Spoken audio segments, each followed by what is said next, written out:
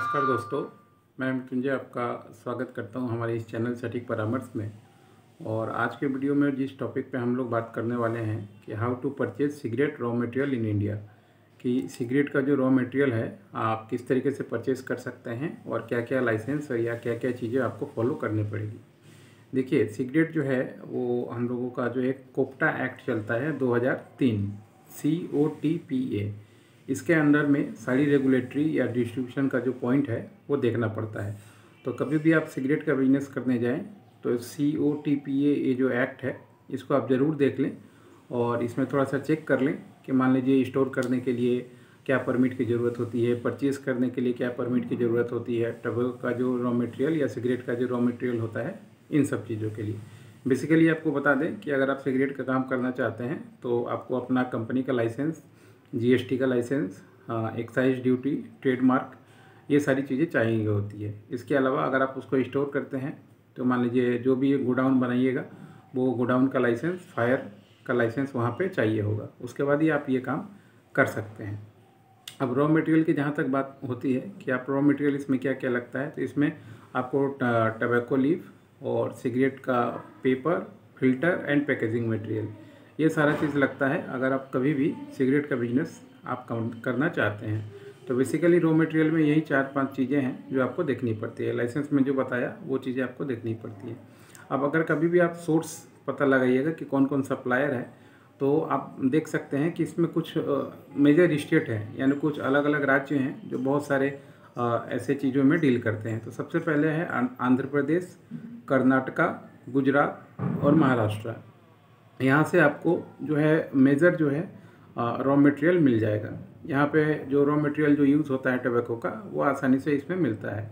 और इसमें आप देखिए कि आपको देखना है कि कौन से रेट पे आप परचेज़ करते हैं, कॉम्पिटिटिव रेट क्या है, क्योंकि गवर्नमेंट इसका जो है ऑप्शन करती है। टबैको बोर्ड ऑफ इंडिया है जो बल्क में इसका ऑप्शन करता है। अगर आप वहाँ के मेंबर बन जाए तो आप आराम से वहाँ से उसको परचेज़ कर सकते हैं ऑप्शन में, क्योंकि ऑप्शन में जो रेट होता है वो थोड़ा कॉम्पिटिटिव होता है, कम होता है, तो आपको उसमें से दिक्कत नहीं आएगी। या फिर कोई लोकल फार्मर है या टोबैको का जो डीलर है उससे भी आप कांटेक्ट कर सकते हैं, जो खेती वगैरह कराते हैं वो लोग भी सारी चीज़ें करते हैं।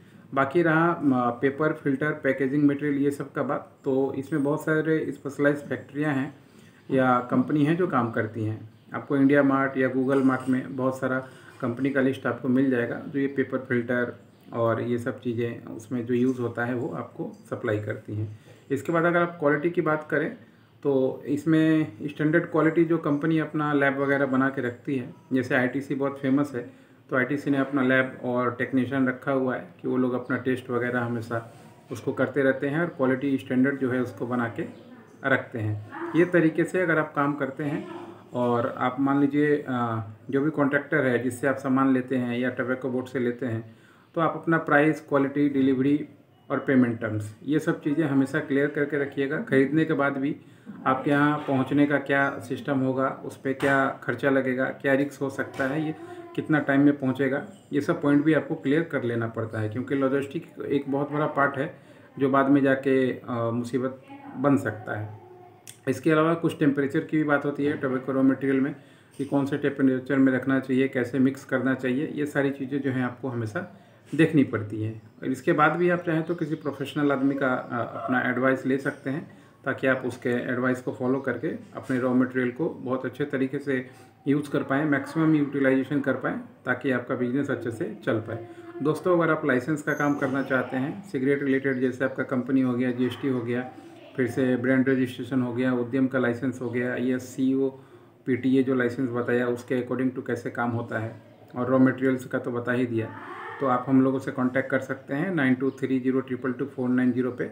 हम लोग सारा गाइडेंस जो बताया ये प्रैक्टिकल भी आपको बता देंगे, ताकि मान लीजिए आपको डिसीजन लेने में सुविधा हो। इसके अलावा मान लीजिए आप खरीदते हैं तो फंडिंग की थोड़ा सा देखना पड़ता है।